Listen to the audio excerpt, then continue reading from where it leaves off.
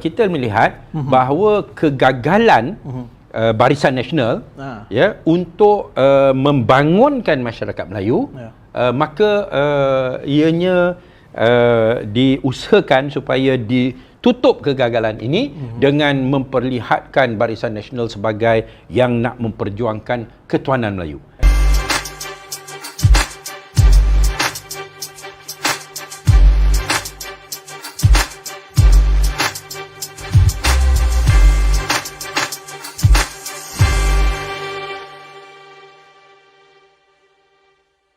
Dan juga beberapa definisi-definisi yang lain, tapi hakikatnya sehingga sekarang belum ada satu definisi yang munasabah itu.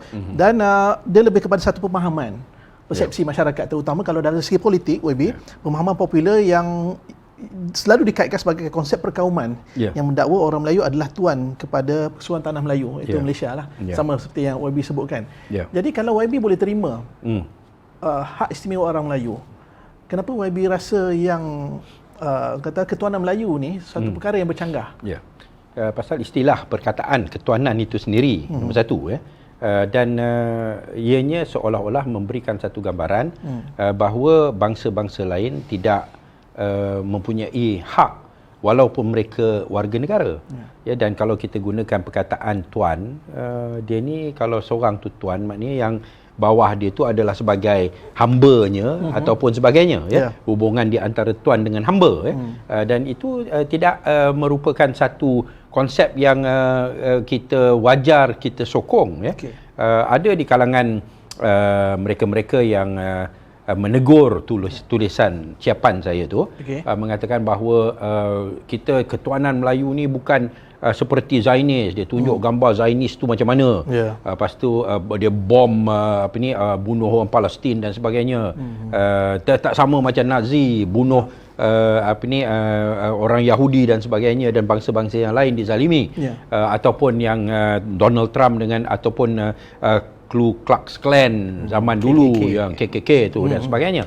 Dia kata kita ketuanan Melayu kita lain, dia kata kita tak buat benda-benda macam tu, tapi sebenarnya konsep ketuanan Melayu ni belum diterima dan belum diamalkan lagi. Yang diamalkan sekarang ini adalah hak istimewa Melayu.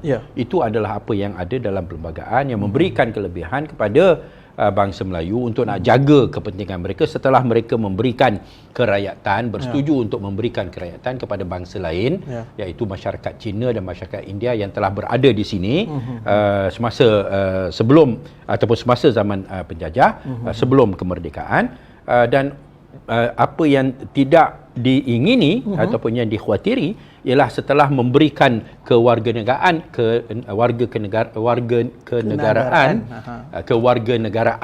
kepada bangsa-bangsa ini, maka mereka akan menguasai masyarakat dan orang Melayu akan ketinggalan.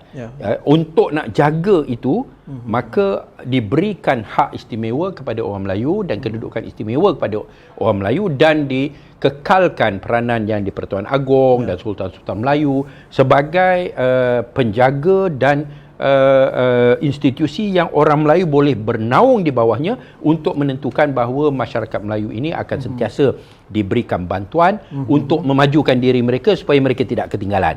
Itu konsepnya lah.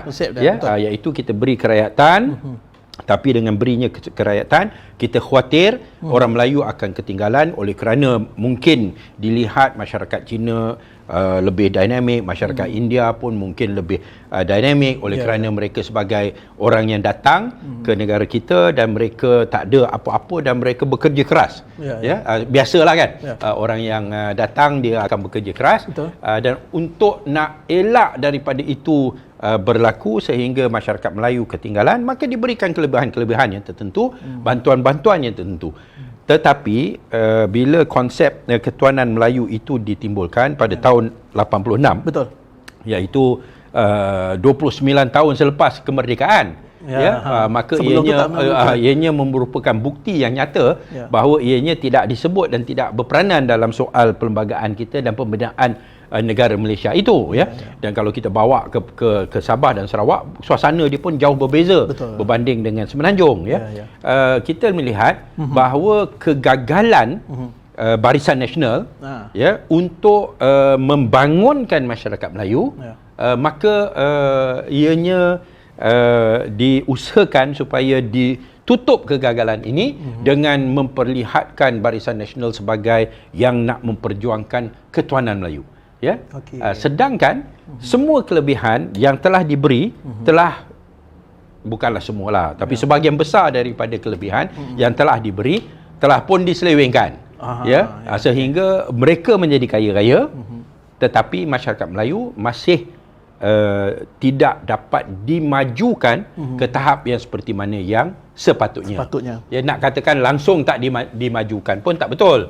Kerana dengan adanya hak dan kedudukan istimewa Melayu ini seperti mana yang ada dalam perlembagaan, maka kebanyakan masyarakat Melayu ramai yang mendapat beasiswa, yang mana yang layak, ramai yang mendapat jawatan, kedudukan dalam pentadbiran, khususnya dalam dalam kerajaan, sebagai pegawai kerajaan dan sebagainya, dan ini telah membantu untuk membangunkan keadaan ekonomi masyarakat Melayu. Tetapi masih dilihat ketinggalan.